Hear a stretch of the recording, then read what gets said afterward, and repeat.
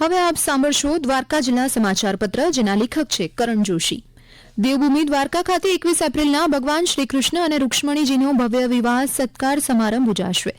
ઉત્તર પૂર્વી સંસ્કૃતિને પશ્ચિમની સંસ્કૃતિ સાથે જોડતો મેળો એટલે માધવપુરનો મેળો. ગુજરાત સરકાર દ્વારા દેવભૂમિ દ્વારકા ખાતે ભગવાન શ્રીકૃષ્ણ અને રૂક્ષ્મણી વિવાહ પ્રસંગ અંતર્ગત શ્રીકૃષ્ણ અને રૂક્ષ્મણીજીનું ભવ્ય સ્વાગત સત્કાર કરવાનું આયોજન કરવામાં આવ્યું છે.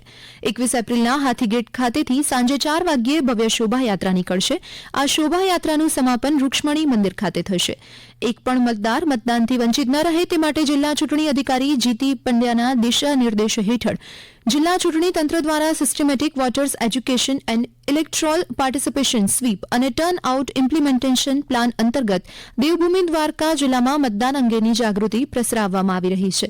ખંભાળિયા તાલુકાના રામનગર ગામે જુનાવ પાઠશાળા કાર્યક્રમ યોજાયો હતો. ચૂંટણી ફરજ પરના અધિકારી કર્મચારીઓ દ્વારા ગ્રામજનોને મતદાનના મહત્વ વિશે સમજાવી મતદાન કરવા માર્ગદર્શન આપ્યું હતું. મતદાતા જાગૃતિ કાર્યક્રમમાં નાગરિકોએ મતદાનના શપથ લીધા હતા. લોકશાહીના આ અવસરમાં મતદાન કરવા મતદાતાઓને તેમના મતદાનના મહત્વ વિશે માહિતગાર કરવામાં આવ્યા હતા તથા મહિલા મતદારો વધુમાં વધુ મતદાન કરે તે માટે આમંત્રણ પત્રિકાનું વિતરણ કરી અચૂક મતદાન કરવા મહિલા મતદારોને પ્રેરિત કરવામાં આવ્યા હતા. દેવભૂમિ દ્વારકા જિલ્લાના ઔદ્યોગિક વિસ્તારોમાં કાર્યરત એકમોમાં કાર્યકર શ્રમિકોને મતદાનનું મહત્વ સમજાવવામાં આવ્યું હતું.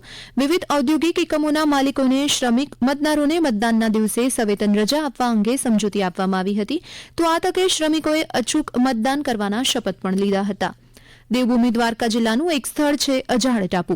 68 અજાડ ટાપુ મતદાન મથક દેવભૂમિ દ્વારકાના 81 ખંભાળિયા મત વિસ્તારમાં આવેલું છે, જે ટાપુ દરિયા કિનારાથી લગભગ 10 કિલોમીટર દૂર છે. આ વિસ્તારના માત્ર 40 મતદારો માટે તંબુમાં મતદાન મથક તૈયાર કરવામાં આવે છે. જિલ્લા ચૂંટણી તંત્ર દ્વારા આ ટાપુ પર એક મતદાન મથક સ્થાપિત કરવામાં આવે છે, જેથી મતદારો તેમના મત આપવાના મૂળભૂત અધિકારથી વંચિત ન રહે. આ માટે પરિવહનનો એકમાત્ર રસ્તો છે બોટ. આ મતદાન મથક ખાતે મતદાન સ્ટાફને મોટા આસોટાથી 13 કિલોમીટર જેટલા રસ્તા મારફતે ગળુ વિસ્તાર પહોંચી ત્યાંથી બોટ મારફતે અંદાજિત 4.3 નોટિકલ માઇલ દરિયાઈ મુસાફરી કરે છે અને મતદાન મશીન સાથે તમામ જરૂરી સામગ્રી લઈ જાય છે. મતદાન મથક માટે તેની ભૌતિક અને ભૌગોલિક વિશિષ્ટતા અને અંતરને ધ્યાનમાં રાખીને અલાયદો માર્ગ નક્કી કરવામાં આવે છે. ટાપુ ખાતે ટેન્ટ લગાવી તેનો મતદાન મથક તરીકે ઉપયોગ થાય છે, જ્યાં તમામ ખાતરીપૂર્વકની લઘુત્તમ સુવિધા પૂરી પાડવામાં આવે છે. સર્વસમાવેશી ચૂંટણી સુનિશ્ચિત કરવા માટે ગુજરાતના પ્રયાસનું આ એક ઉત્તમ ઉદાહરણ છે. આ ઉપરાંત દેવભૂમિ દ્વારકા જિલ્લાનું આવું જ એક મતદાન મથક છે કિલેશ્વર નેસ. આ મતદાન મથક દેવભૂમિ દ્વારકાના ખંભાળિયા મત વિસ્તારમાં આવેલું છે. નેસમાં બરડા પર્વતના ઊંડા જંગલ વિસ્તારમાં આવેલ આ વિસ્તારમાં 516 જેટલા મતદારો નોંધાયેલા છે. તે મતદાન મથક સાથે સંપર્ક કરવાનું એકમાત્ર સાધન વાયરલેસ સેટ છે. અહીં પણ જિલ્લા ચૂંટણી તંત્ર દ્વારા મતદાન અંગેની તમામ જરૂરી વ્યવસ્થા સુનિશ્ચિત કરી દરેક મતદાર મતદાન કરી શકે તેની પૂરતી કાળજી લેવામાં આવે છે.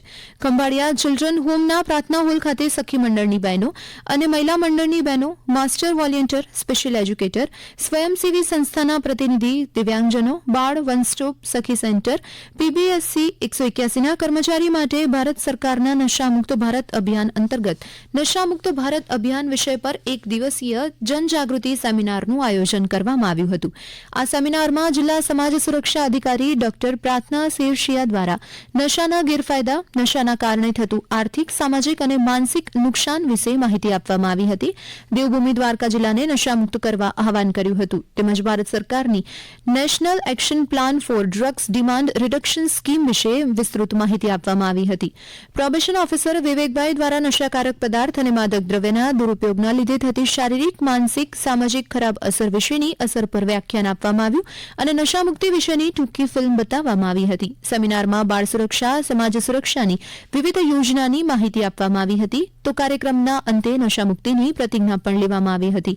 દેવભૂમિ દ્વારકા જિલ્લાના સુરજકરાડી પ્રાથમિક આયુષ્યમાન આરોગ્ય મંદિર રાજપરા કેન્દ્રના તાબા હેઠળ આવેલ આયુષ્યમાન આરોગ્ય મંદિર ખુલ્લું મૂકવામાં આવ્યું હતું. તો આ સાથે જ રક્તદાન કેમ્પનું પણ આયોજન કરવામાં આવ્યું હતું. આ સાથે જ દ્વારકા જિલ્લા સમાચાર પત્ર અહીં સમાપ્ત થયો, જેના લેખક હતા કરણ જોશી. પ્રસારણ આકાશવાણીના અમદાવાદ વડોદરા કેન્દ્ર પરથી કરવામાં આવ્યું.